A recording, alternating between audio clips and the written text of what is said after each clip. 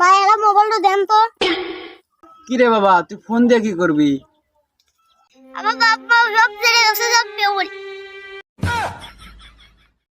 দেন তো মোবাইলটা। 0189670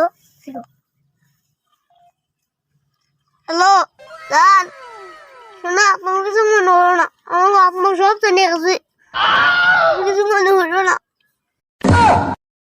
তুমি শুধু আমারই